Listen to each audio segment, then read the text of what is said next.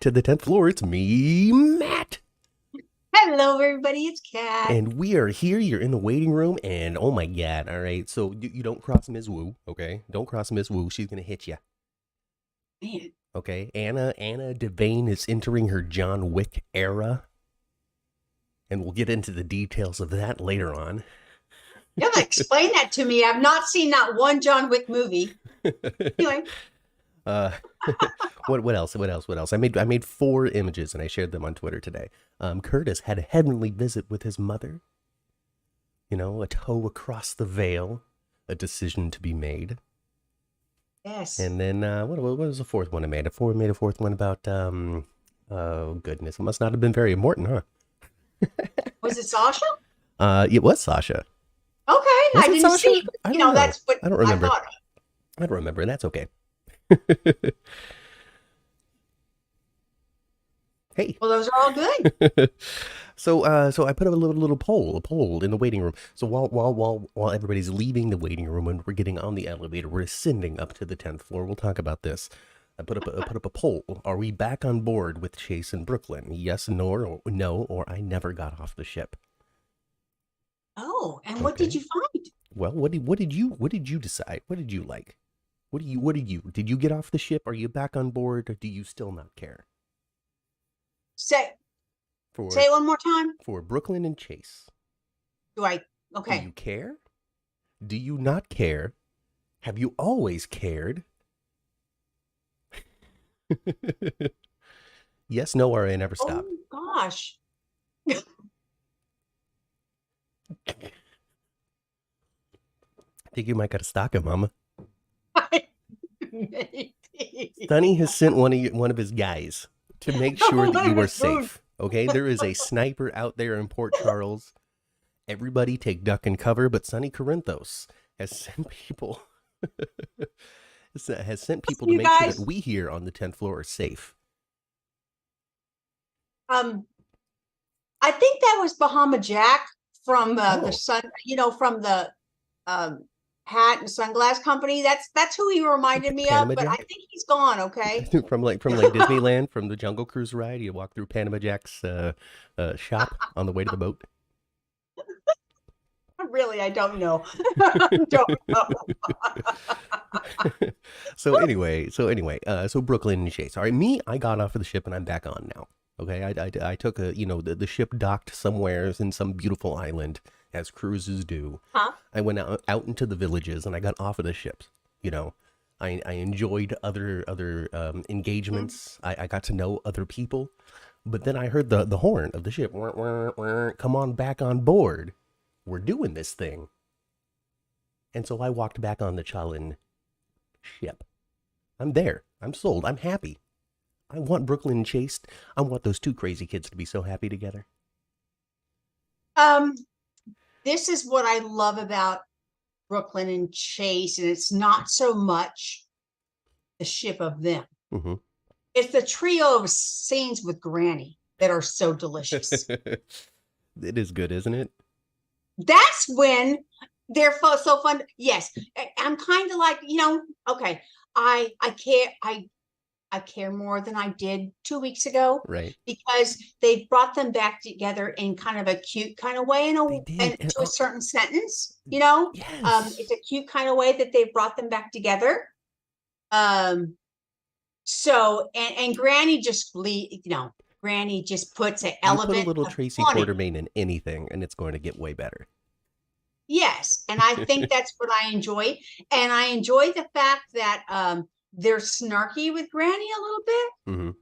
even though they are at the same time putting up with her crap. Yeah, it's fun. I like it. I think that's why I really am. I think that's why the reshipping is working for me. Mm-hmm, mm-hmm. Okay, well, 41% of people said they are back on board with Chalin. 33% of people said I never got off the ship. I was always on board. I didn't take that layaway. I was always there. That's pretty good. That's a third. And 25% of the people who participated in this poll. So it's a very, very tiny section of the audience here. So don't take this as any sort of official polling of the general audience of General Hospital or anything. But 25% of people are not back on board yet. Well, it's almost, but not. None of them are terribly far apart. So it's almost a third to a certain degree. To a degree, for sure. But most people are with it. The vast majority of people are on the ship, whether or not they got off or on. They're on it right now. And for me, there was one scene this week that really sold Brooklyn and Chase for me going forward, and that is when Brooklyn admitted finally, not even finally, because in General Hospital, like this secret of Tracy being responsible for Chase getting back on the force would have taken 8 months for them to finally reveal. But in this case, we had like 6 weeks. That's true. That's true. And the last storyline of Brooklyn and Chase was far too drawn out. Right. So they hit it. They hit it this time around. And so Brooklyn has already told Chase Granny is responsible for you getting on the force in return for a thing that Chase doesn't know yet. Yeah. But she told him the truth, and then he was like, "Er," and then he walked away, and then he came back and he kissed her, and that was so important. Yes. That was so important show. That's cool. That's fine. Hey, it is what it is. Maybe we'll, have an argument about it later. But I want you to know right now, Brooklyn, that my heart has not changed from this information. Yes, it said 1,000 words with just one little kiss. Yes, and it was so nice. It was, and really that scenario, wonderful. it really was. It really was. Right. It was. But ding, boom, we're here. We're on the 10th floor. Everybody, get off that elevator. Get off that. You look to the left. You look to the left. You can see Finn and Elizabeth. They're bonding over just trauma that they had with Curtis getting shot. Coming together with more trauma bonding. Pretty much is all Finn and Elizabeth has ever had. I kind of feel the same way about the two of them. I didn't care before, but I care a little bit more now. Oh, really? Finn and Elizabeth are winning you over, are they? A little bit. Okay. I mean, not like, oh my gosh, they've got to get back together. No. But it's not your leading romance. I'm not doing this again. Okay. I'm not doing that. Okay, that's good. So maybe there has been some repositioning. Something that's happened in the writer's room or amongst the producers or something where they're like, we really think that these couples could work if we try to get better. Because they did have a conversation. I remember a couple of weeks ago. Hang on, before I get into this though, all right, I'm going to write this down to make sure that I don't tangent myself off of the point I'm about to make, which is... do you tangent, Matt? Is that something you do? Yeah. I'm talking to Liz about Finn before and family vaguely. I'll know what that means. Anyway. So everybody off the elevator. Okay, who do we got here? This week? All right, starting with the top. Chandra. Hi, Chandra. Hey, how's it going? Rochelle is here. Carolyn is here. Who else do we got? We're here. Jeannie. Hey, Jeannie. Goodness gracious, that is all who's participating in the chat so far. So if you're listening in, hop on the chat. Let us know what you're thinking about Chase and Brooklyn, Finn and Elizabeth. Let us know what you think. Jacarius is here. Hey, Jacarius. Y'all jumped off. You got out of the waiting room before we had a chance you were even there because we were too late. Sindis is here. Jacarius says, I have a soothing voice. And thank you very much, Jacarius, for the compliments.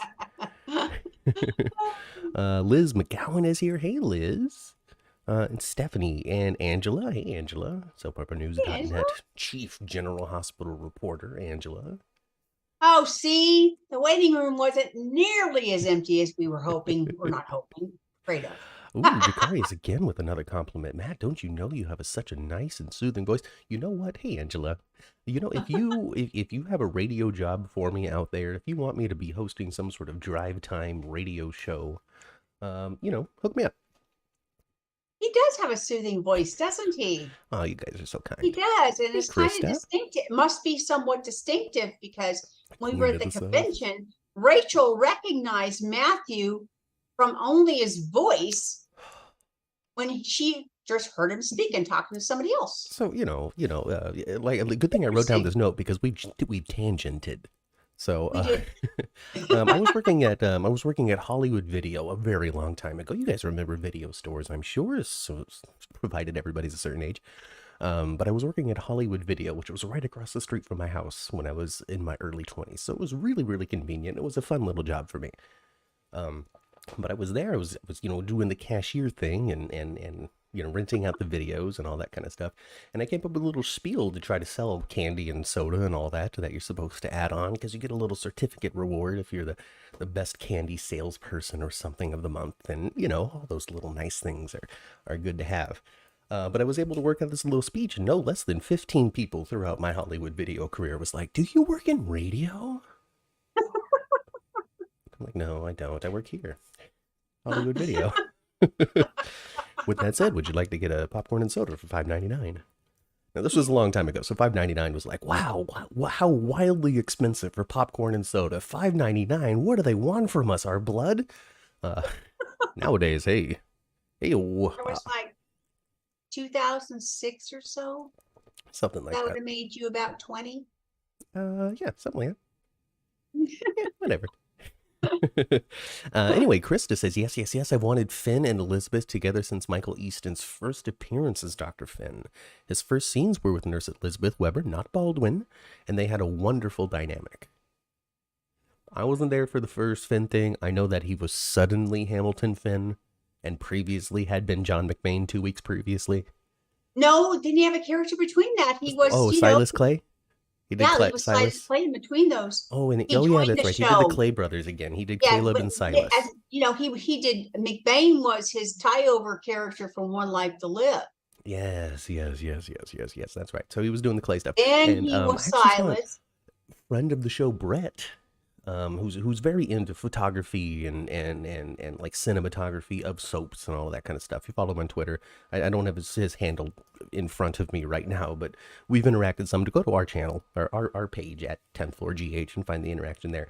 We bought headshots for him and he shared those out. No, anyway, he noted on Twitter the other day that in the credits, Nina is still Nina Clay.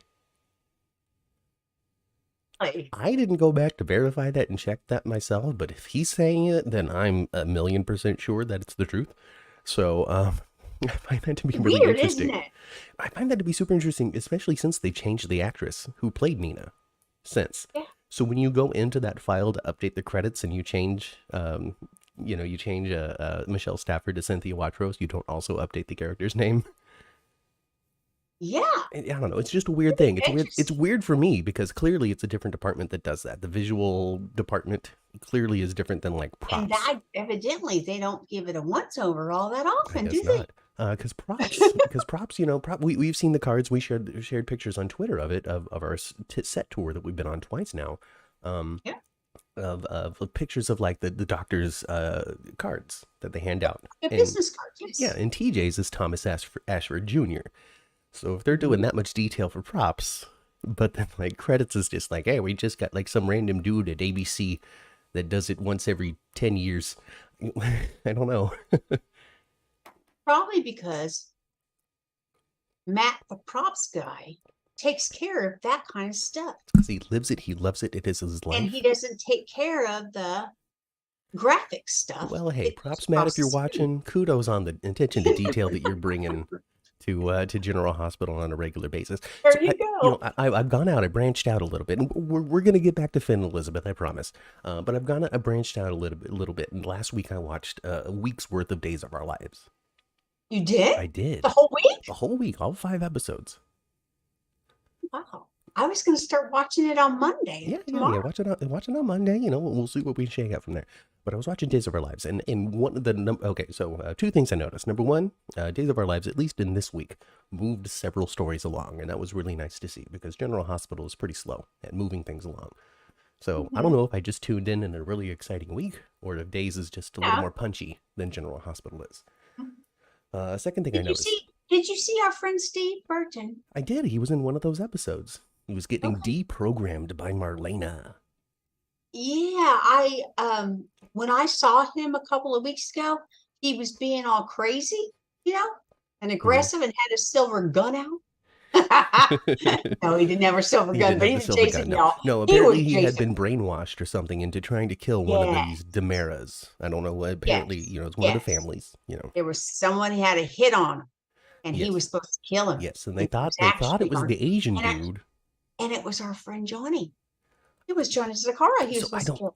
I don't. But he's the mayor there on that show, of course.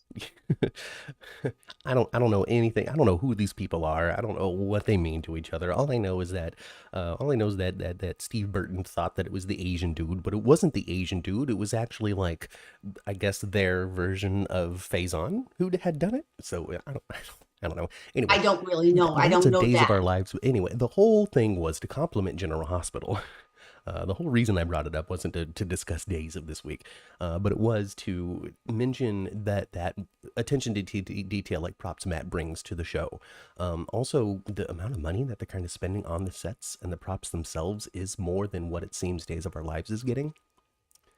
So there's a lot of quality stuff that General Hospital is getting budgetary-wise that it doesn't seem, at least from my perspective on Days of Our Lives, from only watching 1 week, seems to be getting. So I think that that's important to note and something to respect, I guess, about the show, and something to appreciate is the quality of the sets is better. The quality of the number of the props, costumes seem to be a little more expensive and extravagant on GH. And the overall tone is way different.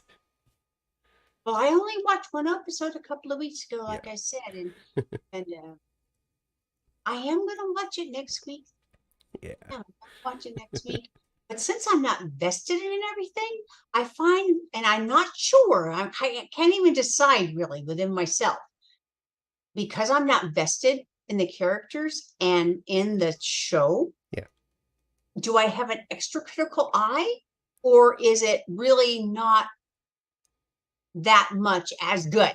I was able to put it off to side. I was able to bring my podcasting brain to watching Days of Our Lives this week, and I was able to appreciate it for what it was. What I'm not burdened by is any sort of knowledge of anything that has ever happened to any of these people before.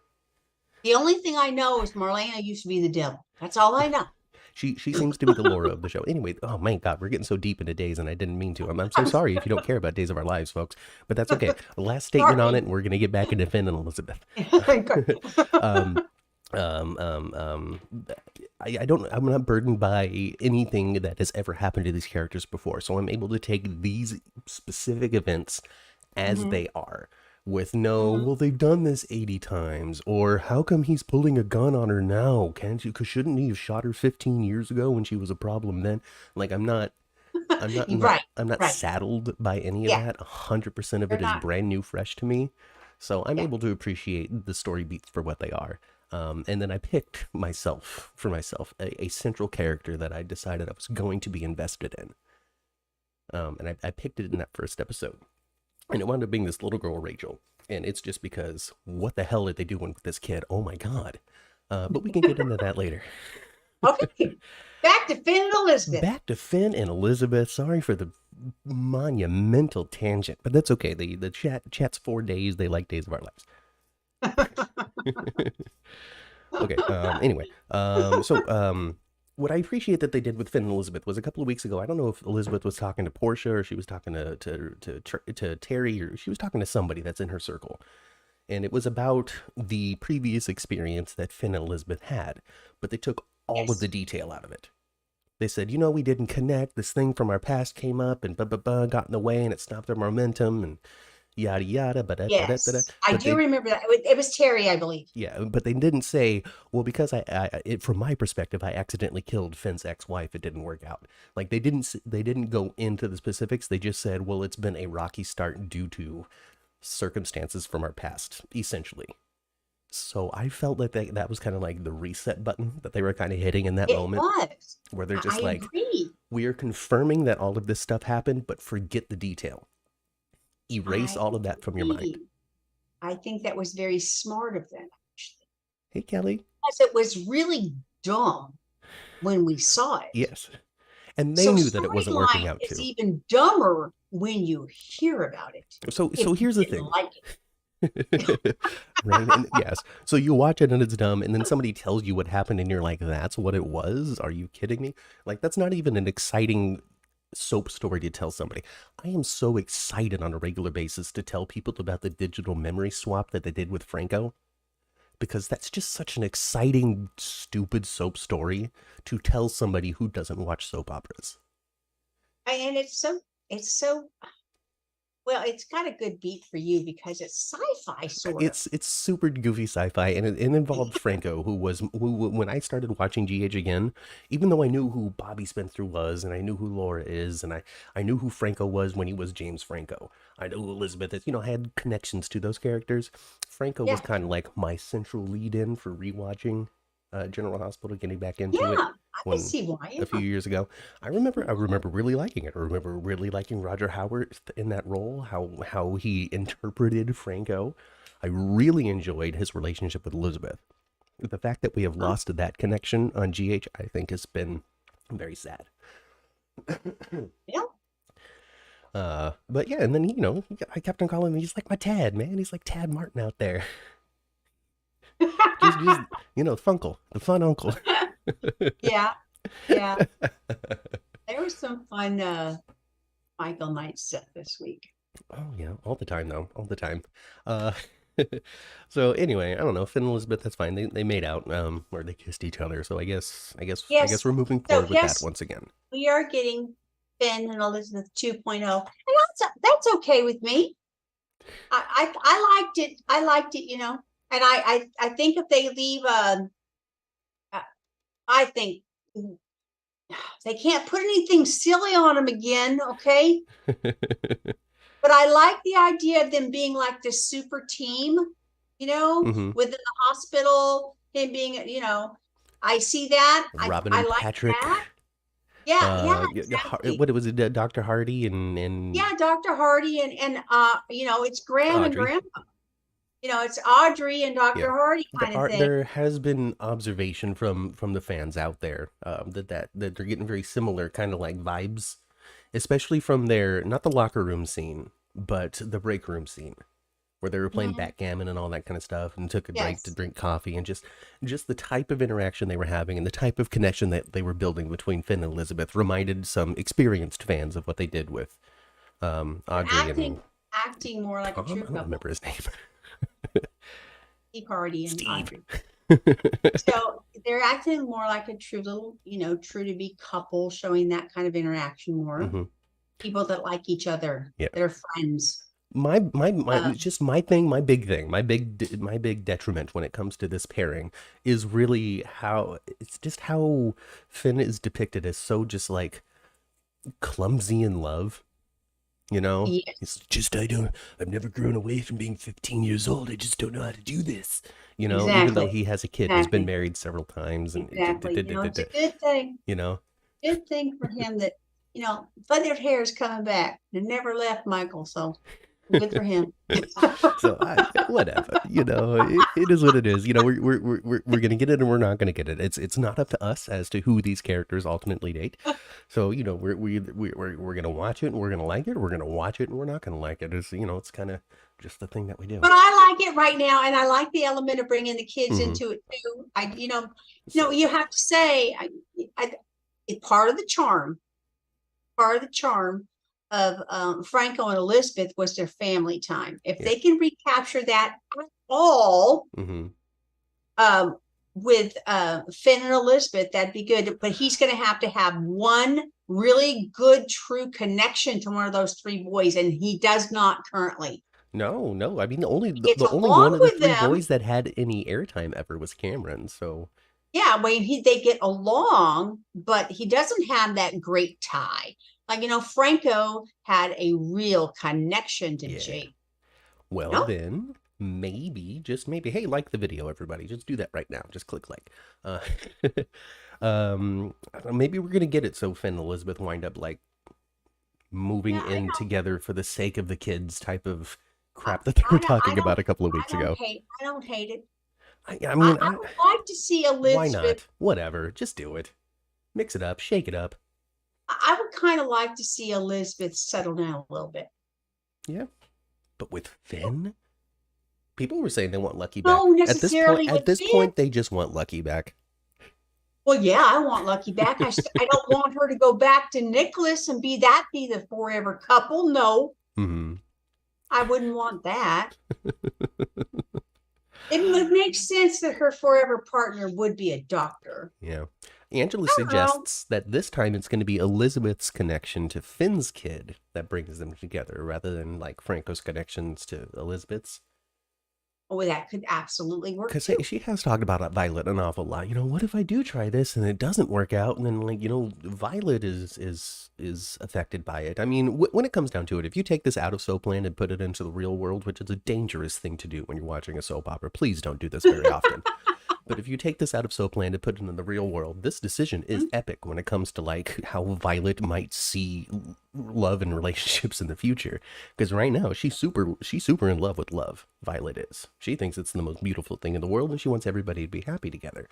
But if it doesn't work who out, used to be like that too? They depicted her the same way when she was littler. Who's that? Molly. Oh. Molly was in love with love when Oh. she was like 10 to 13 or so, in love with love, wanted Jason and just wanted Jason to be with her sister Sam so much. Even I believe wrote a book. Oh, yeah, she did write a book, didn't she? They talked about that before. It was during that time that she was so in love with love as a young or preteen. Yeah. Oh, how adorable. Yes, Molly was, confirmed Chandra. Yeah, yeah.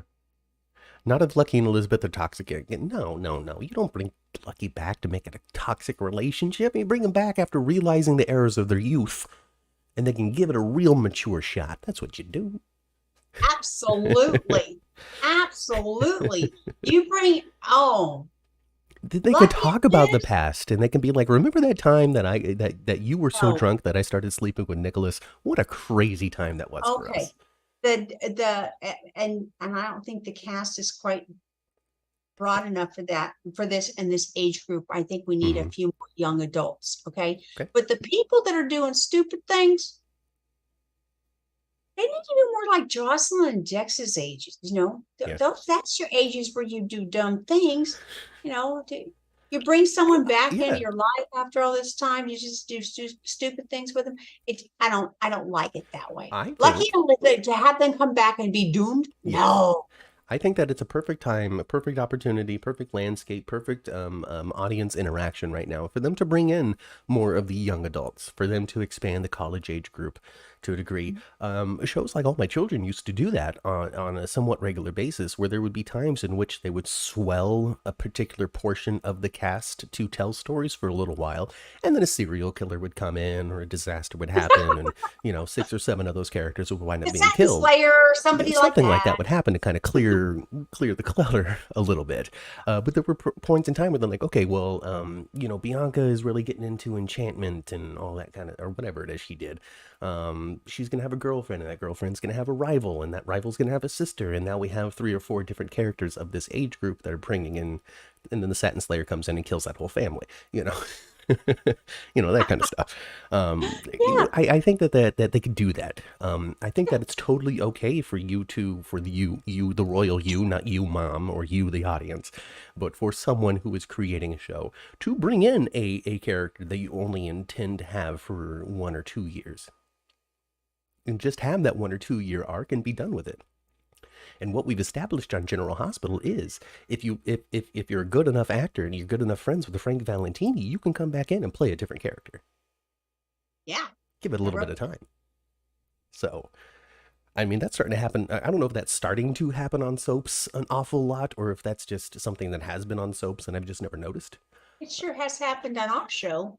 It's happened a lot on General Hospital, and they did it on Days of Our Lives. And I saw it this week, where they had this kid. Well, he's not a kid anymore, but he played this Theo character when he was a child, and then they Sora's the actor away, replaced him with somebody who was older, and then now they brought in this original actor who had played Theo to play this new dude named Jerry, but in a clever twist. Theo's dad thought that Jerry was Theo because it was the original actor. That's interesting. So I thought it was an interesting move. But little things like that, I'm saying, is always on the table. So it's totally all right for, like, I'm going to use Esme as the example just because she's the most recent character to kind of come in as a villain and get a little confusing. She's young. You know, like just even the character of Esme is still just to me just slightly a little bit confusing. We know where we're Mm-hmm. at with the story. We know what's going on with her, but how, why, where it's going, what's next, very confusing, you know? Um, Yeah, but it would have been totally okay for them to come in with the plan and then have her go to jail because of what she did it's to these kids. it's almost like Esme right now is trying to manipulate. She's selling this to me anyway. Yeah. He's trying to manipulate Spencer, and she doesn't even quite understand why. And she's trying to seduce Spencer and doesn't even quite understand No, why. she doesn't realize it. Because she doesn't really realize what an opportunistic person she actually is. That's how we're seeing the story. That's how we are interpreting it. Other people out there Yeah. aren't seeing the same beats that we are, and that's kind of the cool Do you thing. agree with me? Totally, totally, totally, Okay. 100%. She is unwittingly taking full advantage of this situation. There was something inside of her that originally was run, run, run, run, run.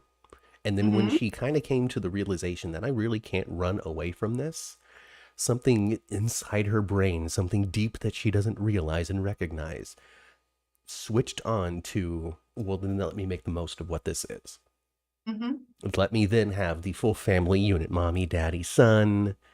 Mm-hmm. Even though she doesn't quite understand that subconsciously she's pushing things in this direction. And Portia's not helping. Oh, of Portia's course not. filling Esme's mind with all kinds of different, well, hey, Yes. I mean, maybe.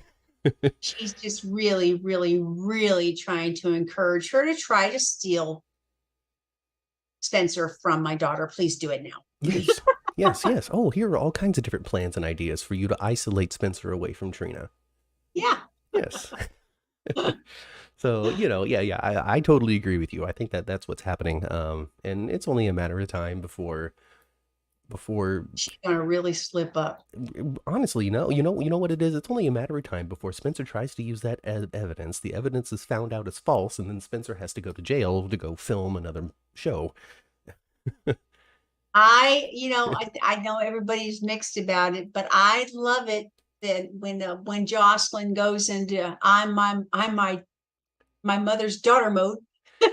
The criticism on that is that Trina wasn't the one that to bite Esme's head off.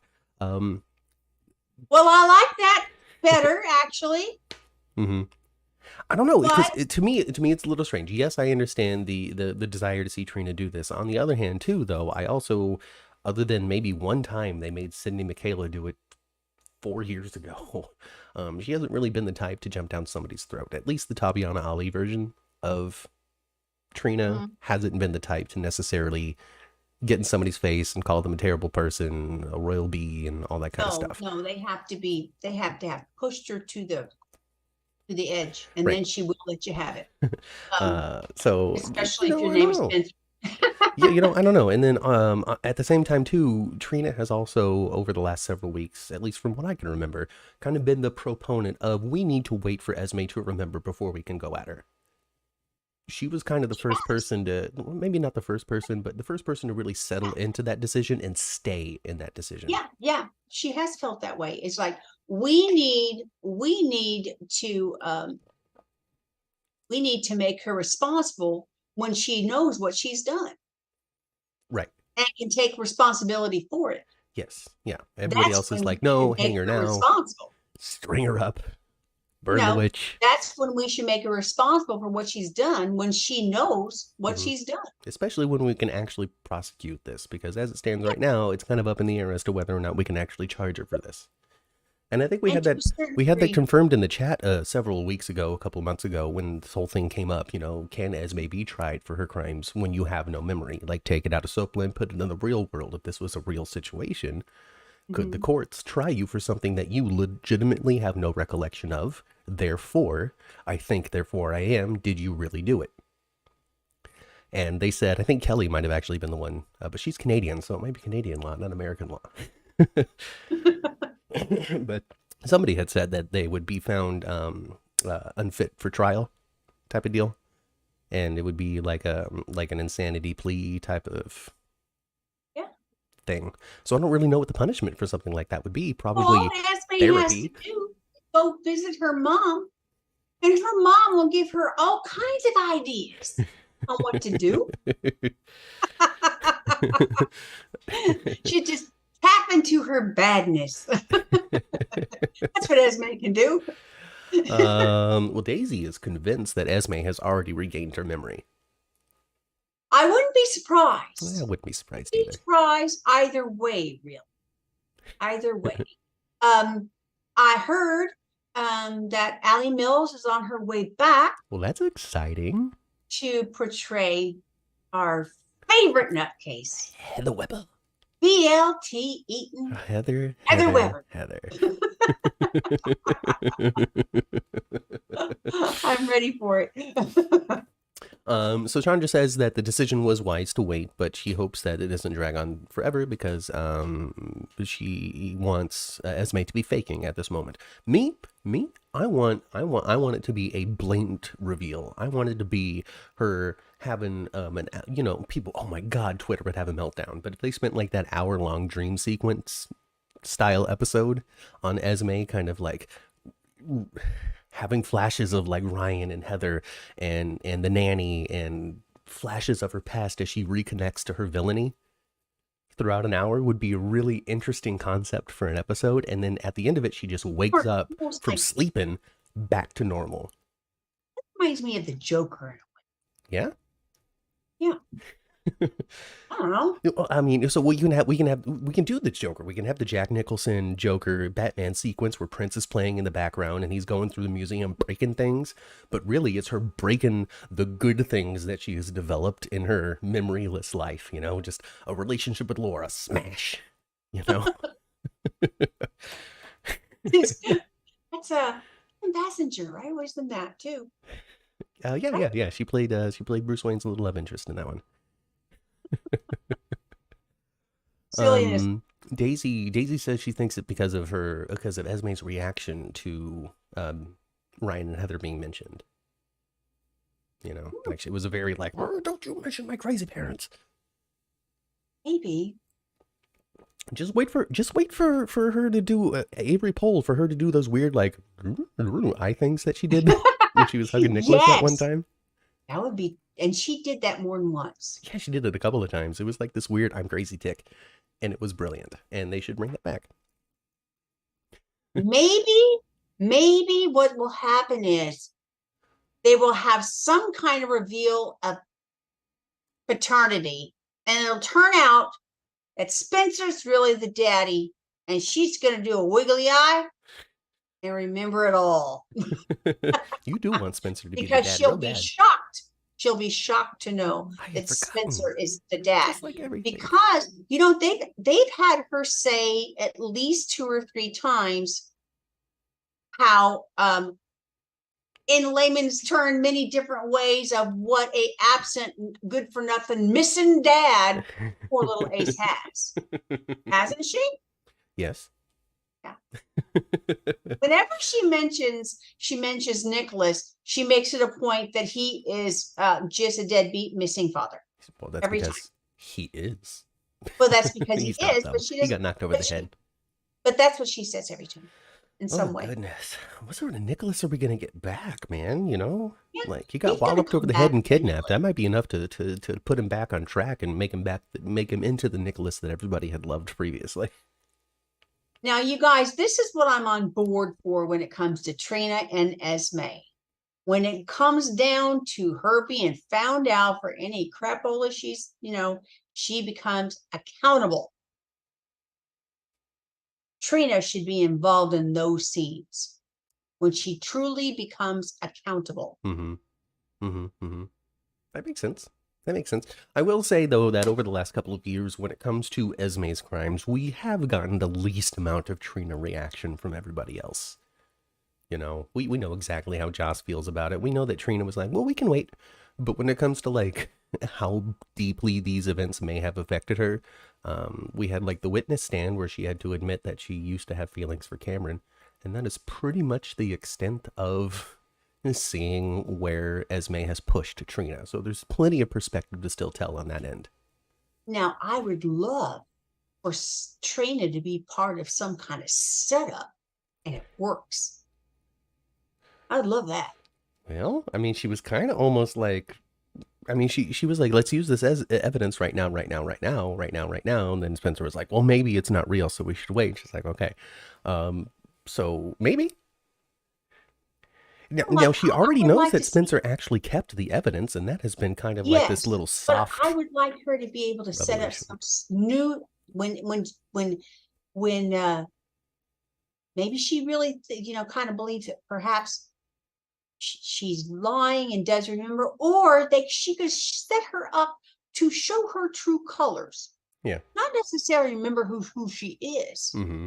but reveal who she really is, Mm-hmm. not what she remembers. Right. Something like that. That could work. Yes. Yeah. I'm totally for it. I'm totally for it. I mean, there's plenty of space for this story to go. There's plenty of time for more perspective to be told, especially as things progress. On top of that, too, Nicholas will come back eventually, and Spencer will be leaving eventually. So I don't know if that has interfered or changed any plans that they had, or if it just solidifies whatever plans that they may have. But regardless, Spencer was never going to be this kid's father. Spencer was never going to be the primary father parent to this child growing up because Nicholas, let's face it, folks, was always going to be coming back.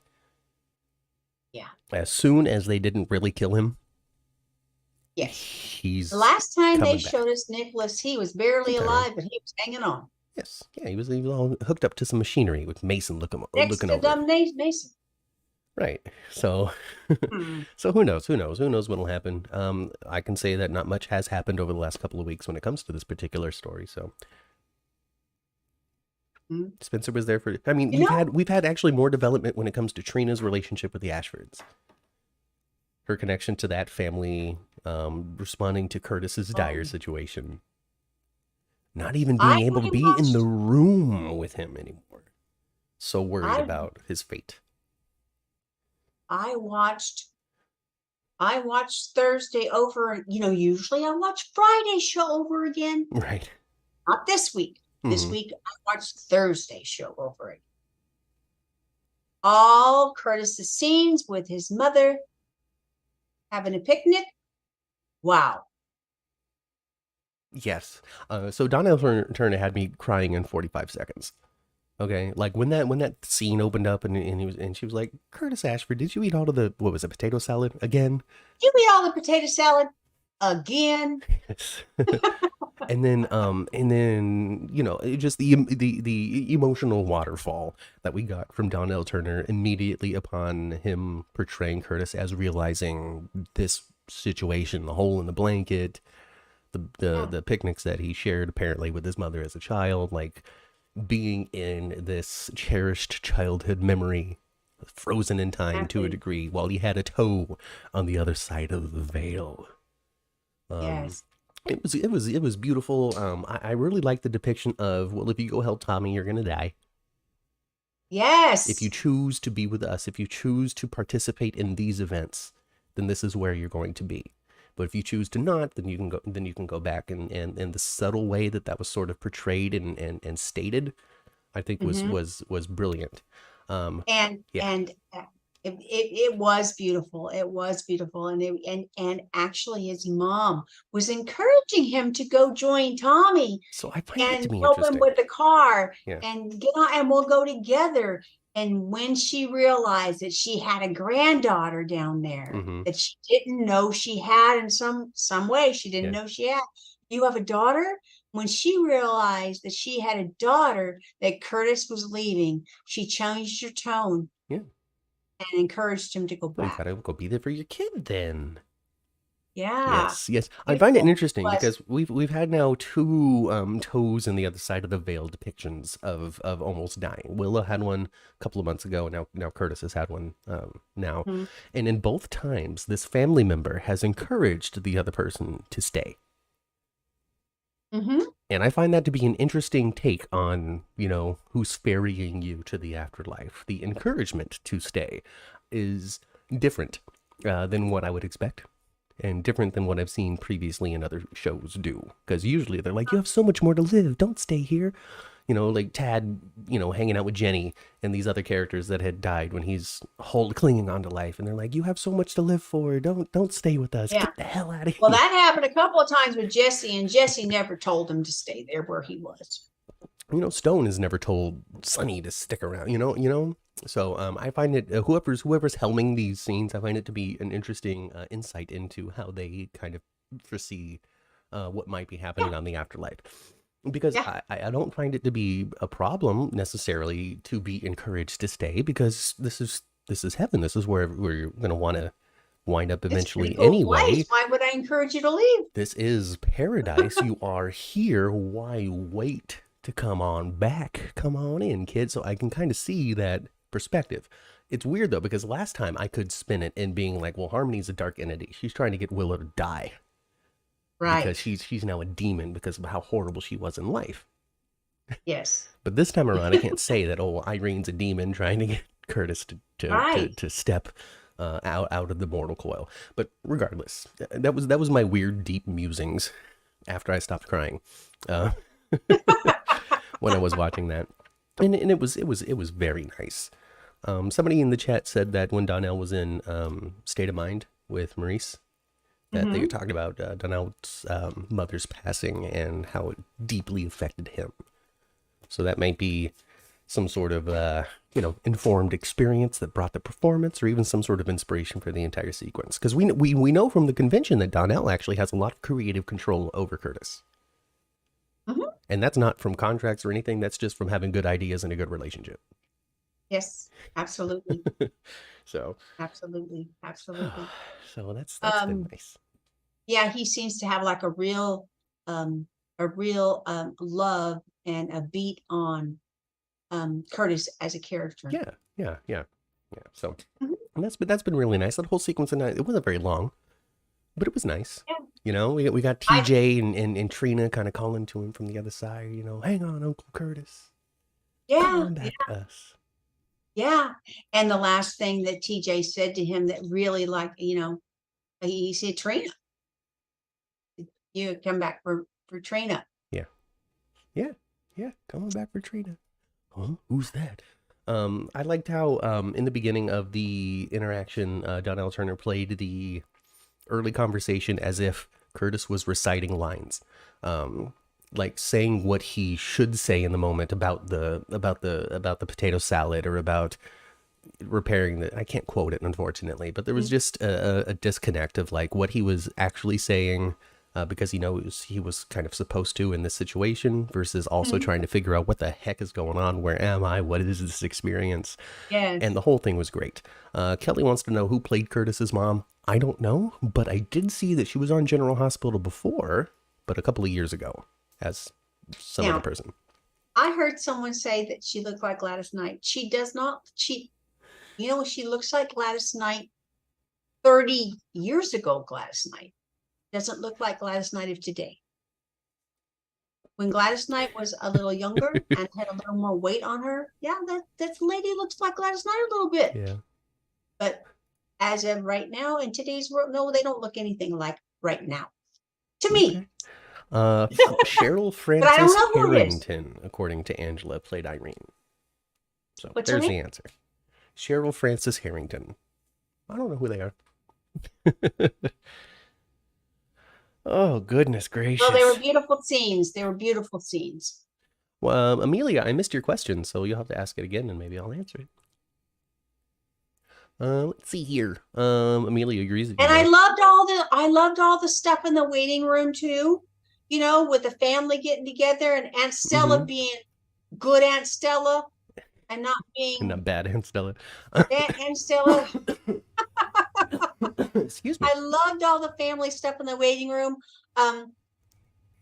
Even though I know they were in the middle of a tragedy, I found it weird for Portia and Nina to walk hand in hand down the corridor. It seemed a little odd to me, because if it were Ava and Nina doing that, yes, I see that kind of friendship, and I know they were in the middle though of a very emotional tragic moment and all that. This week, it's all right. This week they clearly have just made up new emotional beats for these characters.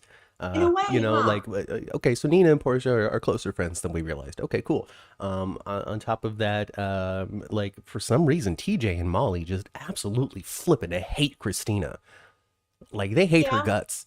Like, they would prefer Christina to be dead at this point with how they're treating her. Yeah, especially, and not necessarily what TJ says to Christina. He just always got an eye for her, like, Amelia, at this moment, we are not planning on going to Graceland. But who knows how the future is going to shape and change? That was the question. Yeah, not currently. Not currently, but who knows? Who knows? Anyway, so yeah, I like the fact that Nina was there supporting the family and had good things to say, right? That was nice. Yes. You know, I mean, she's been friends with Curtis for a long time. Yes, I think absolutely. I mean, Nina's got two friends in town, two real friends in town. It's Curtis and Ava. Yes, absolutely. Those are her two, and I understand, and I see the connection too. That Sonny would be concerned. They have been business partners in the past, and they have the connection of Molly. Yes. Molly is Curtis's family, and Molly is Sonny's family. Right. So there's all kinds of reasons for Nina to be connected to that family and have good things to say. And I guess we can say that they've had a close bonding experience that have been off screen, or this was their close bonding experience. Perhaps, and I felt the same way about 3 weeks ago about all of a sudden Elizabeth and Portia were the best of buddies. Yeah. But at the same time, though, it's two of the characters that they have accessible. Yeah, and they had to give, I think, Elizabeth another good girlfriend. Well, I mean, we have to be, cognizant of the realities too, in which scenes that would have made sense between Elizabeth and Epiphany just aren't available anymore. Yeah. Same thing with what's her name? Deanna, Nurse Deanna, because she was the one ushering Nina out of the room. We're gonna take care of her, all that kind of stuff, which it previously would have been an Epiphany job. So, or it would have been Elizabeth doing it. And now that she's head of nurses, she's not doing it as much. You're going to see more interaction at the nurses' station opposed to patient care, I think. Mm-hmm. Right? Yeah. Chandra says that the hospital scenes this week were very realistic. I saw people criticizing, oh, well, why are they wheeling a surgery patient down the regular hallways of General Hospital for anybody to be like, you're going to be okay, Curtis, I love you so much. And my answer to that is simply, this is a television show. This is a television show. One more time, everybody. This is a television show. Now, okay, I find and it's a little odd to do that in the dire straits that Curtis was in. Okay? Now, your husband goes and gets his gallbladder out. You're going to be able to see him as they wheel him down the hallway to go get the gallbladder out. Yes. It's just not the public hallway, but real hospitals have more than one set. Yeah.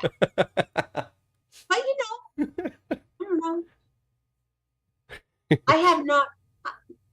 I've seen patients on the way to surgery that cross over a hallway, not necessarily go down it. Cross over a public hallway, but cross over it. I've seen that. Oh, goodness gracious. But yes, it's TV. But basically, Curtis, spoiler alert, Curtis lives. But I think the clear assumption is wheelchair bound for an unknown amount of time. I'll be surprised if they don't use that angle, because they've said it too many times, possibility of being paralyzed, and it's so close to his fragments spine. are next to his spine. Yes. So there's no reason to tell us 3 or 4 times unless they're going to put him in a chair for a little while. This policing by helicopter is probably the most annoying thing about Los Angeles, I gotta say. I mean, it's totally in my ears. It's probably not being broadcast I because I don't have hear it. sound suppression going on, but it is in my head, and it's so irritating. Yeah. Anyway, Her sister has a hospital right behind her with a helicopter pad, and that happens next to her house within yards. Yeah, constantly. Daily. Constantly. Oh goodness gracious! What's chat saying about stuff? Let's see. Confirmed by Kelly and also by Angela that the actress who played Irene also played a Child Protective Services character back in 2015, trying to deal, I guess, with Morgan, Kiki, Avery, and Michael in some sort of custody something. Oh, that's probably when Michael was taking Avery away from his dad. Arrived with Morgan and Kiki to take Avery away from Michael. So I guess this was the end of Michael's custodialship of his little sister. Okay. His fake little sister, because he doesn't even share genetics with her. That's right. Oh, I said it here. You heard it here first on the 10th floor, folks. Blood is the only thing that matters when it comes to family. I'm totally being sarcastic. I don't really believe that. Yeah. We could. Poor little Avery. He's created on top of a tomb in the Quartermain Mausoleum.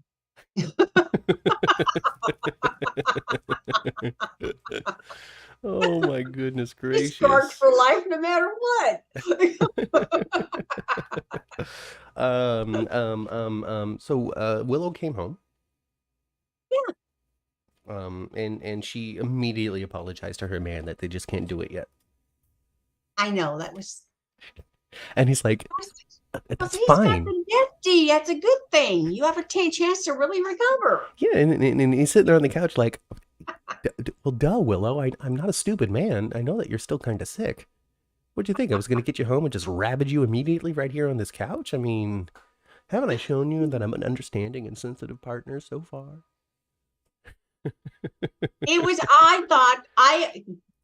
That part was silly. I thought that, the little French tour, the little tour of Paris was cute. I thought it was really cute. I think Sasha's fallen off the rails, and she did it right there in the boathouse as well. She kind of fell off the rails everywhere, including the boathouse. I'm hoping that, so the question is, who's the first person that's going to realize that Sasha's behaving differently?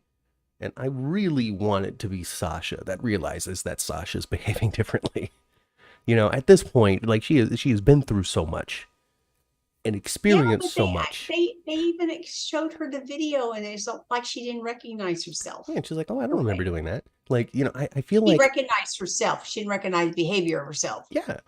So it's just I just feel as though enough has happened to Sasha, and she's been through an experience like this. This is the third time now that something like this has happened to Sasha, and I would love for it to be something that she is realizing that is happening to her. Something is going on that is beyond my control. I know that I'm better than this. I know that I'm not slipping. Let me start thinking about, but is it the medication? Is it the psychologist? Did it? I just want Sasha to be the one to figure it out. It'll wind up being Cody, but I want it to be Sasha. I think it will wind up being Cody. I do. Man, we said it last week. With this kind of stuff, this Gladys is not redeemable. She has to leave town. Mm-hmm. And Miss Wu, Selina would slit your throat. And if she don't do it herself, she'll sure tell Lee to, and I think he might be willing to do that. I don't know. A couple of people in the chat, though, Stephanie and Chandra will say, they wish the friends who are already noticing something's slightly different. Why are you so energetic today? Would be more vocal about it and maybe talk amongst themselves about it in some degree. I thought that Nina might have been able to figure something out, I guess, but didn't. But instead was just like, if you tell anybody that you took the stuff when it's not a problem for anybody, I am going to kill you. Yeah. So, Nina just hitting all the friendships and all the families this week.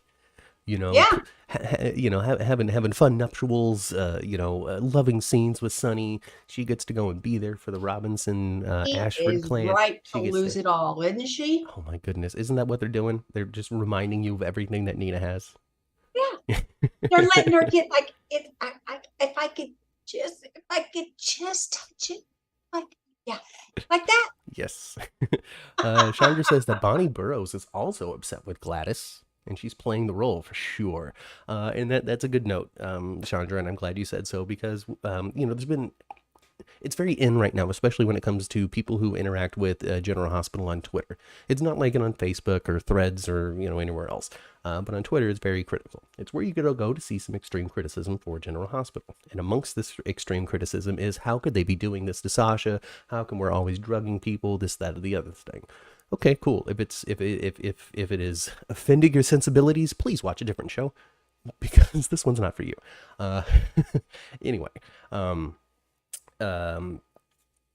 All of that to say, I'm very happy that Chandra included this. Bonnie Burrows is upset with Gladys too. Gladys is being despicable. We all know that she is making despicable moves. That is the point, that she is doing this horrendous thing. Mm-hmm. So try your best, I guess, to not be upset over the fact that she's doing this horrendous thing, because the fact that she's doing this horrendous thing is the point. Yes, and the point is also this: it is setting up. I really believe this for a triumphant ending for Sasha. Yes. When it comes to all of this. It could even be very short-lived, I mean, we know that she has to go on, we know that she has been on maternity leave break or whatever. Mm-hmm. I don't think that she's had the baby and was like, okay, I'm coming right back to set. I'm sure there's going to be a stretch of time in which we don't have Sasha. We're probably leading to that with this story that we're telling right now. And I don't want it to be that she goes to some rehab thing for a while. I don't really want that. Not really. I really don't know. It all, I guess, all depends on. Okay, all right. So whatever it is, there's going to be a defining moment, some sort of thing, some sort of action that happens, likely at the Metro Court pool, because that's the only place anything of importance happens in the summertime. In which she goes nuts and something, and then there's no denying anymore that Sasha is out of her gourd. And at that point, it really depends on how they're going to be telling the story. If she does this thing, which she's bound to do, and goes, oh shoot, what have I done? Versus, I'm still wackadoodle crazy. I've never done anything crazy. I meant to do it the whole time. Like, that's like the rehab direction versus, oh shoot, what did I do? Is the, I'm going to go travel the United States by myself and find myself. I'm going to get away from everything here in Port Charles and drive to California, turn around and drive back to New York and spend those 2 weeks chilling with just me. So Sasha going to turn into Forrest Gump? Well, yeah, but she's driving, not running. I just felt like going for a drive.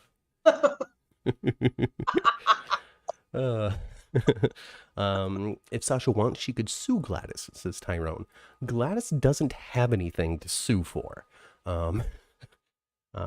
Unfortunately, there are people who are, what is it called? I think it's called litigation proof, because you just don't have anything. And so there literally is no point in suing the person. Yeah. Because you would, even if you won the case, ultimately you would get nothing because they don't have anything to give you. Yeah. So I think that the Gladys, I think, is probably one of those litigation proof people, unless we're trying to send her to jail. But I think that it would be more suiting to the story being told, the character being played, and her connections that she has in Port Charles, that eventually, and we all think it's going to be Sonny, just says, you need to go. He's just at the end of the road.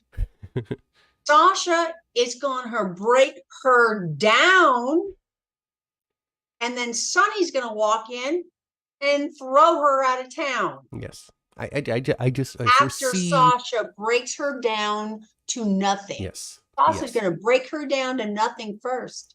You took advantage of me. I saw you as a mother figure. You were Brando would throw up.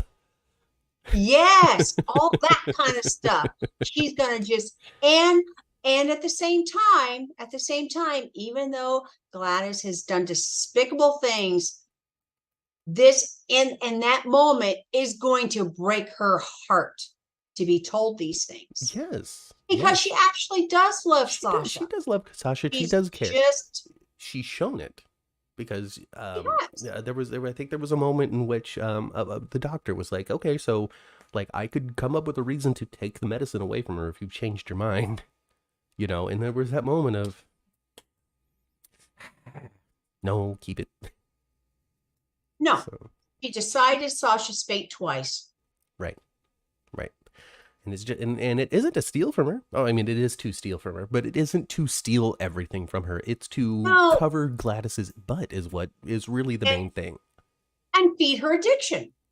Her gambling addiction. Yes. I mean, look how happy she was leaving the poker game a winner. Oh, yeah.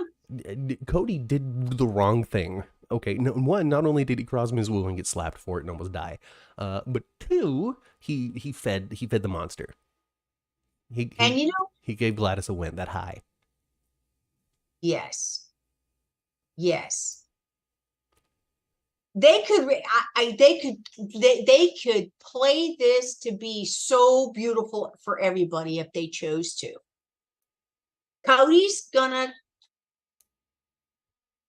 Mac's gonna save Cody. Cody's gonna save Sasha. Mm-hmm. And Gladys will take the fall. Gladys has to go away. Yes. And they, for a period of whatever soap opera land will allow, it's going to be happily ever after for a little bit. Yeah. Mac and Cody, and Sasha, and all of it. All of it. Yes. Really, Mac has a true love and care for Cody, and he doesn't really even understand why. It's almost an automatic thing. Yes. Cody, ever protective. Understand why he has that care and regard for him at the level he does, because Mac really does care what's happening to Cody. He wants there's like a Scorpio pheromone or something. There's a Scorpio pheromone that's coming off of Cody. Like I can smell the Scorpio on you. I don't know. You smell like my brother. Oh, goodness gracious. Tyrone wants to remind everybody, including you, Mama Cat, that life is like a box of chocolates. You never know what you're going to get. You know what I did one time, you guys? This is because I'm wackadoodle, okay? Back when that movie came out, I had a girlfriend at work. I just love this girl. We're still friends to this day, and this is forever ago. It's Audrey Matthew. Hey, Audrey. Hope you're listening. Audrey. So I bought a box of chocolates, and I cut them all in half. And do you know how it has a little thing in there that tells you what you're going to get? I took that out. I cut all the chocolates in half. Gave it to her. She opened it, and I said, it was right when the movie was out, Yeah. Now you know what you're going to get. Silliness. Absolute silliness. Oh, it is silly, goodness. Isn't it? I did that.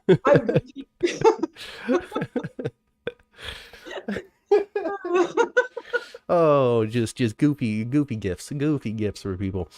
Cody's headed for trouble, says Canadian Fuzzy. Cody's headed for trouble with the affidavit about who his father is when he knows it's false. Well, he's trying to prove, or he's trying to really double down on this whole being who? Forget. that one guy. That one villain. Yeah. I don't remember his name. I didn't watch the show at the time. Nice. Huh? The dude, the bad guy. Yeah, that son of a gun that his mom married to. yeah, not Lee Baldwin, somebody else. That guy. Everybody in chat is about to say who it is. I know. I know. So he's really doubling down on being this dude's son so he can get the money. Well, he's really, Cody's just setting himself up for such failure. Okay? So he knows that for one thing, he told Selina Wu that the necklace, well, he didn't say what it was. The WSB owes me for losing my property. But he divulged at $10 million. The necklace is worth 35. Oh, so he lied. He undervalued it. Yes, he did. So he can keep money. See, Cody's always got all these things going. Leopold Taub, Leopold Taub. That's who it is. Yes, Liebel Taub. So he's really doubling down on this so he can get the money, and the money is to solve his problems. We had a little bit, I don't know if it was last week or the week before, or even if it was this week, but there was a conversation that Cody had with Dante where Dante was like, listen, man, I mean, the reason why you don't have these things is because you have chosen to not have these things. You could have a girlfriend, you can have a dad, you can have all of these things, you just aren't going for it. And then Cody responded with, well, I haven't had the same opportunities as you and all that kind of stuff. And I wonder if we're starting to get into, the diverging life path. They killed a man in 1992. Dante used that as inspiration to become a cop, while Cody used that as inspiration to do the opposite. Well, yeah, because Dante did remind him, I didn't know my dad. Yeah. You did. Oh, yeah, I did. Well, you can know him now. Yeah. Yeah. So, Dante, he's been fine. He's been comfortable. Dante's had a lot of trouble. That 1992 nonsense, man. We really got to find out. Yes, we need to know what happened in 1992. You just really want to write about the 1992. It is time for that secret to be unrevealed. Unrevealed? It's time for it to be revealed. If you unreveal something, you cover it back up. And we don't need to continue covering things. Oh, goodness gracious. But what did you think, Ma? You got the violence that you love. You got the physical. You got a backhand to Cody. And Selina, yeah. She smacked the hell out of that guy. Yeah, she did. She's a powerful woman. Wait, Selina is not to be messed with, is she? No, not at all. Is not to be messed with. Marked cards, cheating Cody, trying to make the house lose. What a dumb plan. This is the dumb move for Cody.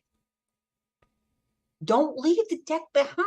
Come on. Shove it in your pocket. Burn it. Throw it in the fireplace. Do something.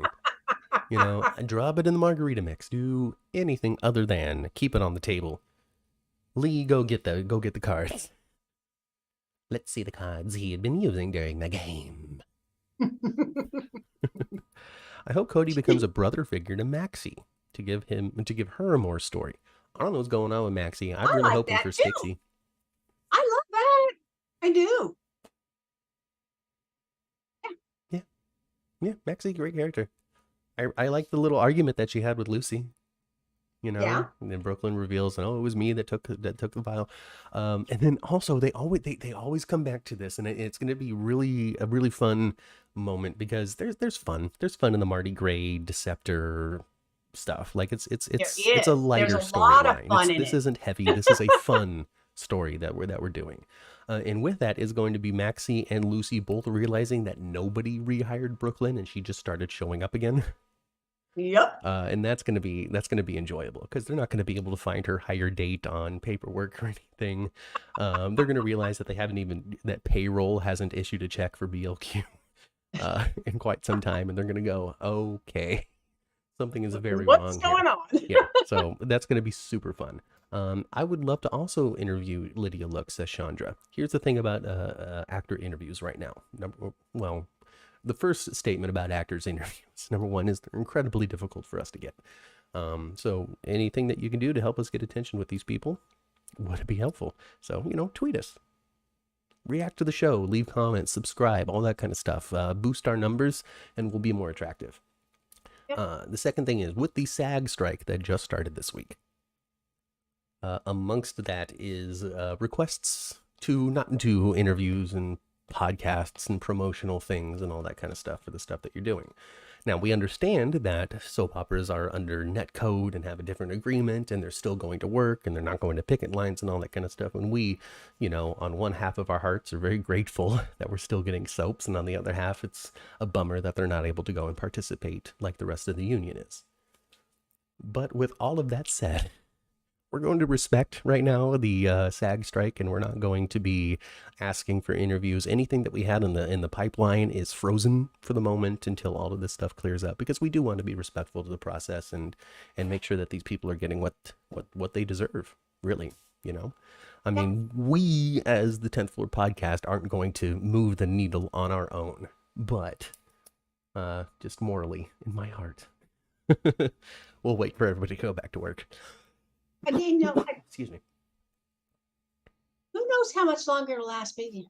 Well, would now think that the that, actors and the writers are on strike yeah, means that now so that they're both out, yeah, so I movies aren't in long. production, TV's not in production. I mean, I think commercials are still getting filmed, reality shows are still getting filmed, game shows, that sort of stuff. Is still happening. Soaps Probably are so. still happening, but everything else Yes. is stopped. Whatever they were doing, that their last frame of film was And filmed last think week. about think about like the bigger productions that are happening right now, the big huge movies that are probably in production right now, or they don't. Our big Christmas blockbusters are being done right now, Yeah, probably. So we probably have some big movies that they have spent a truckload of money on that are right now. yeah, yeah. So there's lots of entertainment unrest. There's a lot of it in television and movies. There's a lot of it in music right now as well. Music though doesn't have a union like SAG does. So it's a little bit more difficult for them to shake more money out of the executive tree than it's going to be now that the actors and the writers are both striking, which has completely frozen the incoming money stream for these producers. And when it comes down to it, television entertainment does not exist for the art. It doesn't exist to tell deep stories. It doesn't really exist to push the envelope of society and all of that kind of stuff. You might have individual filmmakers who are inspired by that. You might have individual creators who are inspired to doing that. But the reason a TV show is made, the reason a movie is made, is so the studio can make a couple of dollars. That is the point. So, Yeah. in order to make change, in order to maybe inspire them to appreciate more artistry, and rather than incoming money stream, is to stop that money stream. Unfortunately, the best way to really speak, and the best power that you have to you, isn't through eloquent language and poetry; it's through dollar bills. What you choose to give your money to, and what you choose to not give your money to. Yeah. Who is writing the stories now, asks Carolyn. I don't know for sure. I don't have any sort of confirmation, but I do know that a couple of weeks ago when we were at the convention, we heard that they didn't have writers, or they were already using the temporary writers, the scab writers, whatever you want to call them, and they had run out of pre-made story outline. Yeah. So as of a couple of weeks ago, they were out of the stuff. When it comes to airtime, when it comes to what's airing right now, I really don't know where we're at when it comes to what had been written a couple of months ago and the process it takes for it to hit film and all that kind of stuff. Yes. So I don't know. But If the we haven't writer's made the strike is now. transition yet, we're so close. Yeah, but the writer's strike is now, A couple 12 months weeks, old. 12 weeks old, something like that. Something like two almost 3 months or something like that. Yeah. So So, I would say you we're would think probably, you're probably right there. if we haven't passed the line already, we're probably very close to passing the line. Yeah. And when it comes to outline, they ran out of outline a couple of weeks ago. So again, when it comes to the words that are coming out of these characters' mouths, it's probably not being written. It probably hasn't been written by the same people who had been writing it previously. When it comes to the story beats, we might still be in that outline, but I cannot confirm it one way or the other. It'll be interesting to me. And of course, there's no way of us knowing that unless somebody's right there and said, is there going to be more ad-libbing or less ad-libbing? I really Or don't if it's know. not going to change at all.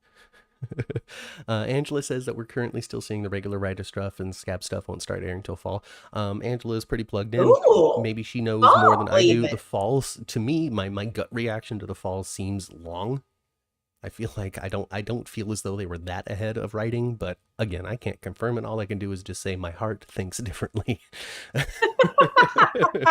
So there's the fun in that. But no, soap actors are not on strike. They have temporary writers in there who are filling the gaps. Chris and Dan aren't writing. The head writers are not writing right now. I think that's pretty much... well, maybe one of them is. I think one of them isn't in the WGA, but I don't know any of that either. I'm not back there. I'd love to be back there, so if you can give me access, do so. So you know who we didn't see this week, Matt? Your favorite ponytail. It's all right. They're building it up. We're building that anticipation. We didn't see him. What else? What else, Oh, I Matt? have notes. Don't worry. Don't worry, I got notes right here. They just fell on the floor. Curtis, we talked about Curtis. Nina, we talked about Nina. Chalin, we talked about them. Selina, we talked about her. Cody, we talked about her. Sasha and Gladys, we talked about them. Sunny was kind of on the show. Don't really have anything to update when it comes to Sunny's world, though. He's just there. Yeah, a lot of pikeman stuff this week. No. Now, why though? I found it interesting that why is Dex replaced with this fella that got a few lines actually? Mm-hmm. You know, not replaced. I'm just saying that usually Dex is right outside the door. Dex is in the scene or whatever. You know, he seems to be Sonny's right-hand man, going places with him. Oh yeah, absolutely. And that wasn't the case this week. Not replaced, just different. So, what's it with this guy? I don't understand that. Frank. I think it was just so they could have Dex be in a different spot, hanging out with Jocelyn or whatever during the shooting. Simply that, just so Dex wouldn't be there. You know, Dex was busy telling another story. Okay, that makes sense. That's just my immediate thought. Let's see here. Chris and Dan are both in the WGA, confirms Angela. So the head writers both are not writing right now. Angela confirms keep your eye on the credits. When the credits change, then that's when we know for sure when new writers come on. I don't know who the writers are, so I really can't do that. So simple, right? It's simple. Just look for different names. I couldn't do that. Hello.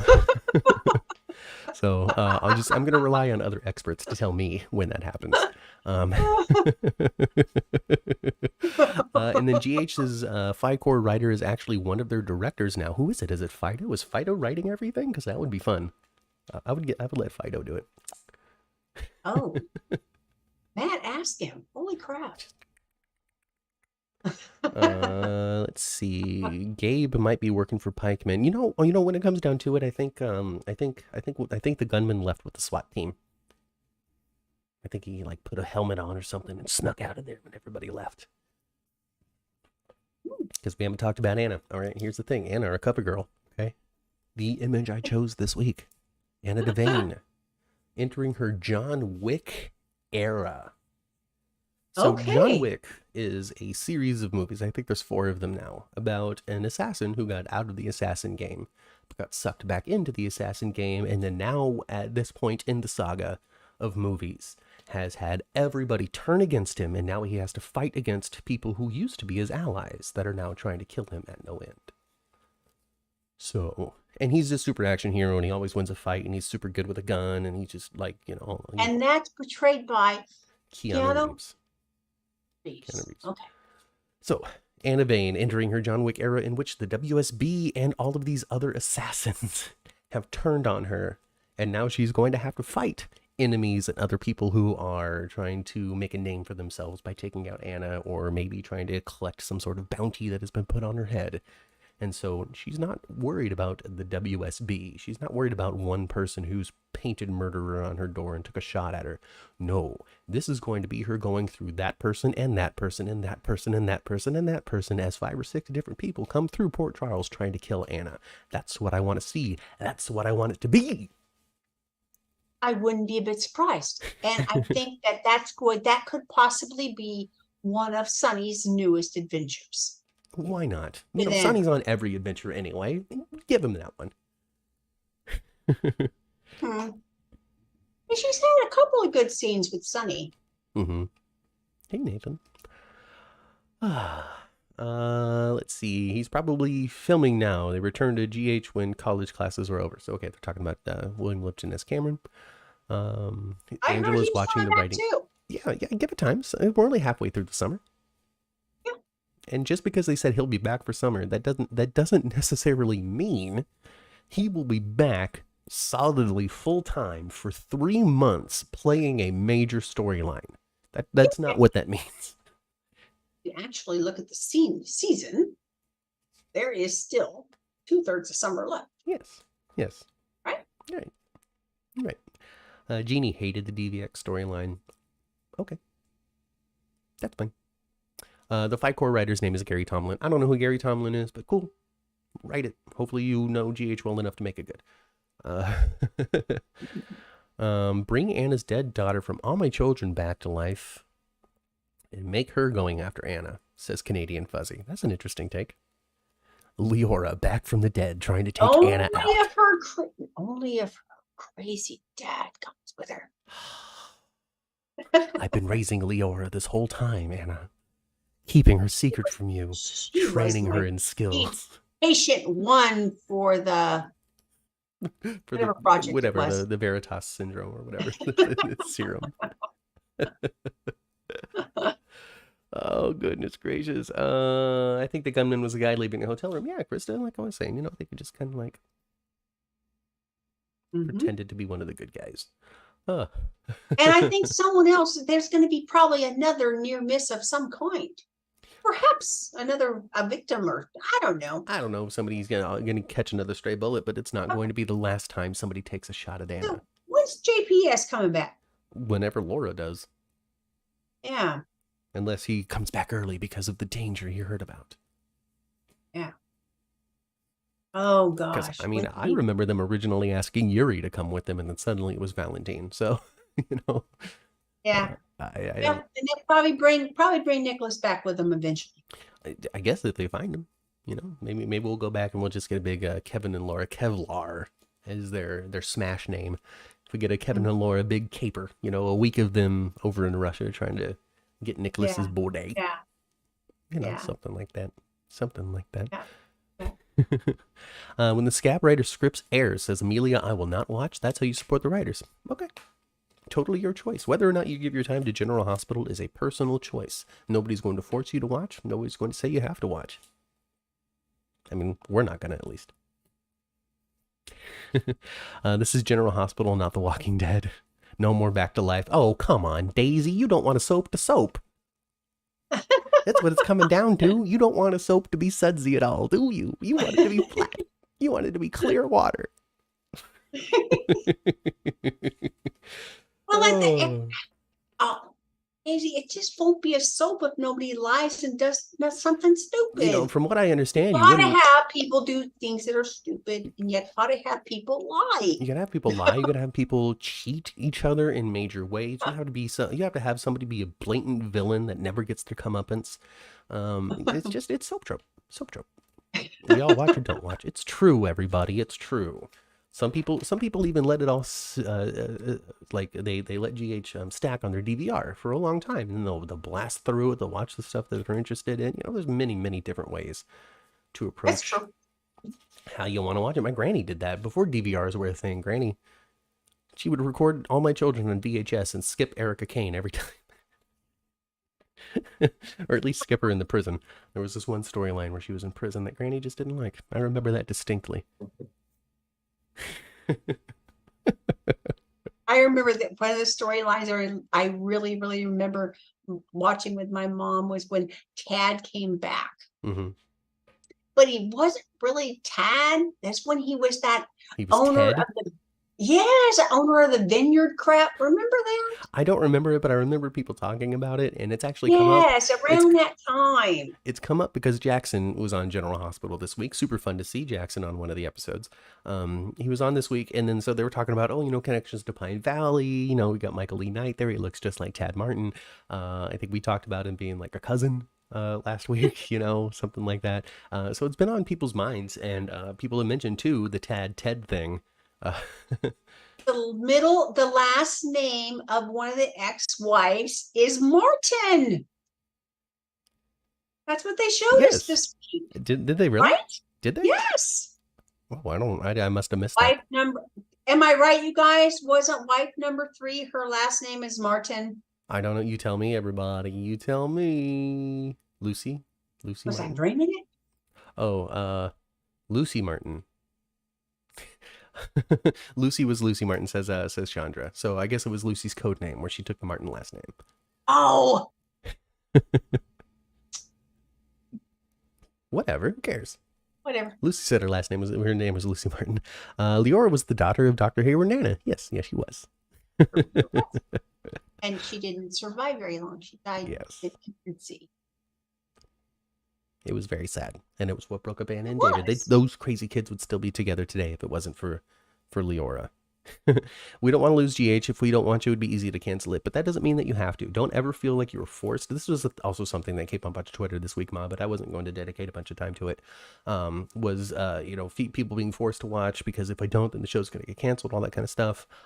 Listen, y'all. The amount of few people that are going to have to watch the show for it to get canceled is astronomical. And on top of that too, any sort of ratings that you see published in Soap Opera Digest or on Twitter or anything like that is specifically simply the Nielsen ratings, which is just a narrow sliver of what people are actually doing with their TV sets. Not only is it a narrow sliver, because by its nature, it is a narrow sliver. This isn't everybody's television show, television sets. It's compiling data without the internet, isn't it? I'm sure it uses the internet now. But basically, it's not a measurement of every television set and every cable box in the United States. It's a measurement of some of those cable boxes and television sets in the United States. And it also only covers DVR watches on the day that the thing airs. So if you watch it and then don't catch the episode until the next day, your view doesn't count toward that number. On top of that, it doesn't include ABC.com streams. It doesn't include Hulu. It doesn't include anywhere else that you might be able to find this thing on the internet. It doesn't include... That's kind of what I meant. Piracy. Yeah. It doesn't include people illegally downloading it. I'm not even sure how much of the world this thing covers. So yeah. When it comes down to it, so many people would have to stop watching, like a significant portion of the fan base. And the people who talk the loudest about General Hospital are not the significant portion of the fan base. So anybody that's tuning off their sets right now and making a big play about it is only a small percentage of the actual viewership of General Hospital, which is strong, which is steady, and always has been. When it comes to its position in the big four, okay, it's at the bottom. It's 4 soaps. Who gives a crap? Anyway. So yeah, Canadian Fuzzy. We don't know how good it's doing on we don't know how good it's doing on Hulu, all that kind of stuff. So if there is any there is any fear out there that General Hospital is hemorrhaging viewers or that it's in any danger of coming off of the air, push that from your mind. It is not anywhere close to being pulled from the television, especially right now where ABC pretty much has nothing else but the news to put on. That's brand new, right? That's new, or at least coming very soon, because they're going to run out of pre-recorded TV very soon, because TV doesn't have a bunch in the can like movies does. Like, we're probably still going to have 6 months to 8 months of movies that are still going to be able to come out. We're in danger of only having 10 episodes of prime time before that's it for the seasons. Yeah, because they were supposed to be at this time of the summer. I would think that they would be a couple of weeks in, or just gearing up to starting what would be on television in our traditional fall noon lineup. Right. So when we saw this, 15 years ago or whatever, when it came to the writer's strike in like 04, 05, 06 or whatever it was, where so many good shows really suffered from it. Primetime shows. Lost had its worst season. Heroes was essentially murdered. Like that show Heroes, I don't know if you remember it, Ma, but it had a really strong first season, and the writer's strike happened in the second season, and the whole thing was just ruined. Panettiere, one. Huh? Hayden Panettiere? Yeah. Was she in it? Yeah, she was in it. Oh, yeah, she was. Yeah. I think we watched the first season of that. So I don't know. We can be finished here pretty much. But in conclusion, when it comes to the strike, you know what the strikes have really shown me is the value of soap operas and how valuable they still are in today's world, in today's market. And I probably mentioned it last week. But given the fact that they all have second contracts, given the fact that it was such an easy decision to bring in scab writers because they know that they're going to have to continue production, just goes to show how important a daily drama is to a big network. Like NBC's got 2 of them still. CBS has 2 of them. Yeah. Young and the Restless, and Bold and the Beautiful. Yeah. or over on Bold CBS. and yeah. Yeah. NBC INR and bold. has put Days of Our Lives on Peacock, but that is an anchor show for Peacock. Like a lot, like that's a very popular show for that app, and so it's doing its job when it comes to securing the monthly month over month subscriptions by producing Days of Our Lives daily. And it's drawing viewership to other things on it too. I'm sure it is. And then, ABC still has General Hospital. So soaps are still very important to the landscape. And when it comes to it, I really think that they're really important to the advertising revenue of the local networks that hold ABC. I don't think Disney owns every KCBS and KGOs and WABCs and all that kind of stuff that out there. I don't think that that's the case. And so these individual networks who are, licensing ABC stuff for their primetime blocks needs the stuff during the day to continue to pay their bills. Yeah. So I'm not plugged in any way, shape, or form. Don't take that as news or fact. Don't quote me on it. Just say, hey, they said this and I think it's interesting. That's it. Let's see. The fall schedule for all of the networks are mostly reality shows right now, says Canadian Fuzzy. So that's interesting. Well, so I don't think reality shows have the draw that they once did. I don't think so either. Survivor is very suffering. It's just really not interesting anymore, but that's a different podcast, right? Mm-hmm. Oh, goodness gracious. Tyrone wants more One Life to Live characters in General Hospital. That's something that people have been worried about. Is GH becoming just this landscape of soaps from yesteryear? There's people who like all of the ABC soaps that's like, I'm for this. I want to see Vicky and I want to see David on the show doing their thing. And then there's other people that are like, but General Hospital is General Hospital. I want to see more Quartermaines and Corinthoses, and I don't care about the Montgomerys out there. I like what they're doing right now. I do. Do I want to get hit over the head with it and see that? Not necessarily, but a sprinkle here and a sprinkle there. I love it. I know that I hang my hat on the idea for years and years and years now, but I think the perfect way to sprinkle in history is to take children characters from before and make them adults. Yes, and make them do something fresh with a sprinkling of nostalgia. Yes, of stuff they were longing to see, but like Matthew's idea, make something young and fresh with it as well. And they could do that within General Hospital just a little bit. And maybe, if they got their ears to the rail, hopefully they'll see how well this does. Could they spin it off into something new and fresh? Perhaps. I mean, they even talk about Disney's got money. They even talked about the primetime Pine Valley thing that they were trying to launch was about the Santoses and the Canes. You can bring the Santoses in. You could easily just bring in an adult Haley's children, one of them or something, and then you can have and then what channel is the live on, because they're doing it together now. Right, Haley and Mateo are hosting live together, right? Kelly and Mark and Kelly are doing live. They are the co-hosts now. But you had said that you thought that was a good idea and they should have done that a long time ago. I thought, I haven't watched them recently, but I always thought, and they did a lot of subbing over the years. And I've always thought they were so charming together and so natural on TV together. I don't know if that's lasting day in, day in, day out, day in, day out. Yeah. A different kind of vibe. Okay.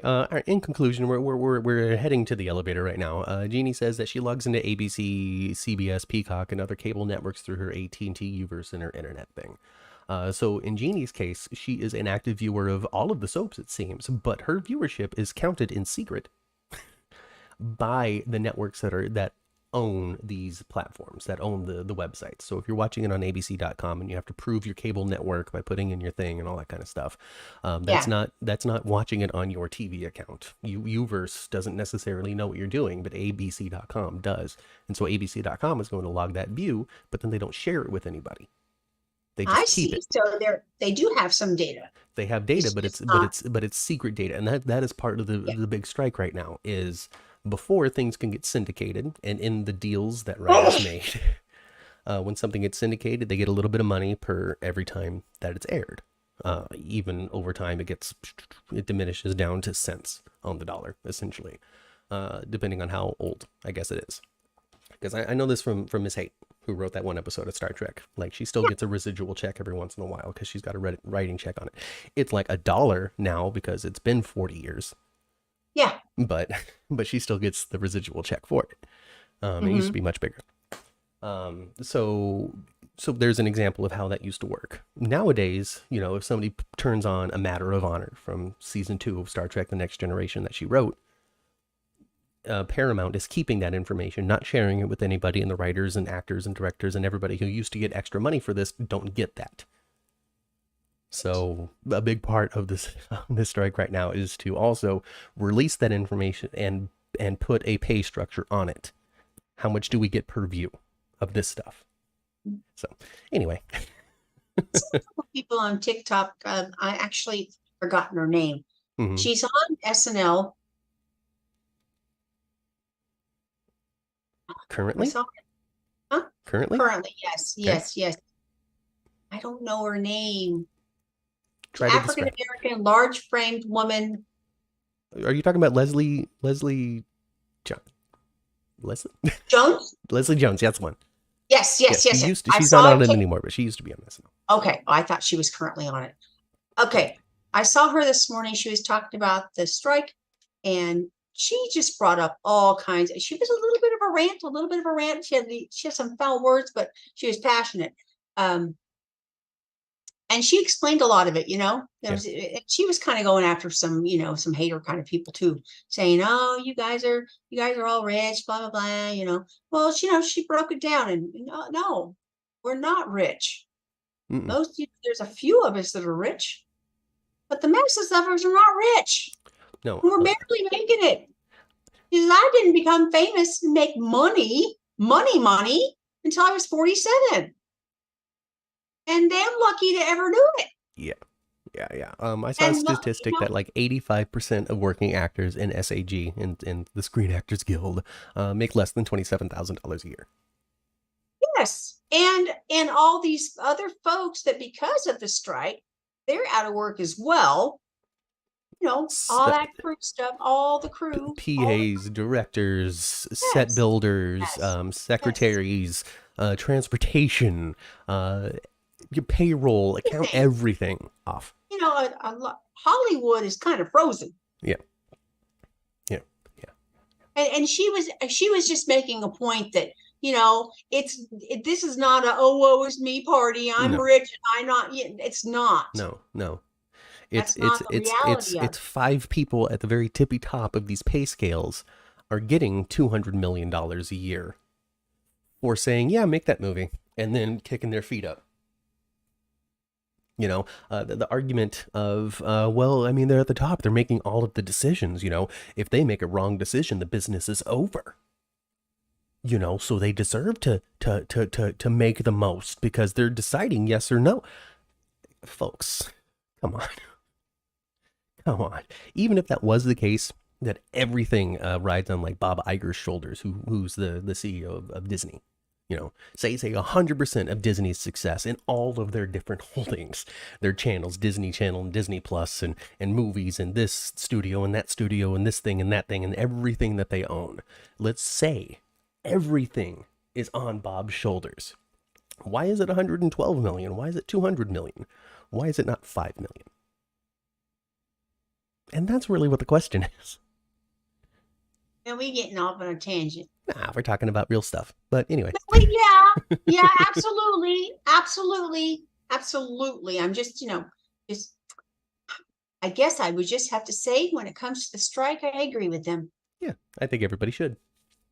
And if you don't, you're a horrible person. A terrible person. Anyway, in conclusion, as we're pushing the button go back down to the first floor, Tyrone says he doesn't want to offend, but Mama Cat looks nice today. I don't think a compliment that Mama Cat looks nice today is offensive. Well, thank you so much. Now, if you said, "Wow, Mama Cat, you're looking super sexy today. Give me a little shake," that's different. That would be different.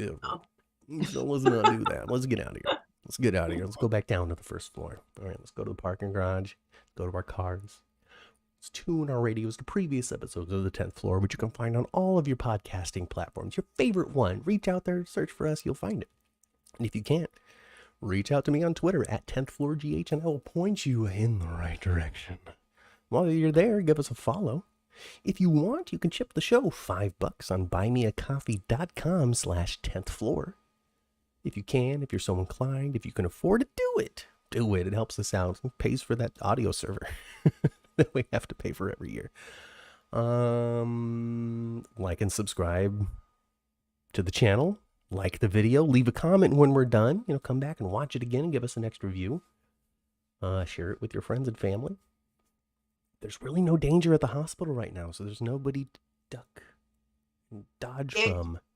There's some pain and suffering there right now, but it looks like there is going to not be a light at the end of the tunnel for Curtis, but he's going to be sucked right back into reality and everything's going to be fine. He's going to wake However, up. Yes.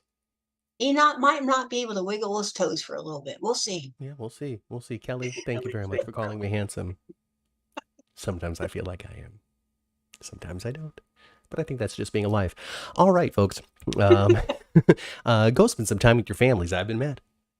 I've been Kat. And we'll catch you next time right here on the 10th floor. Goodbye. Bye.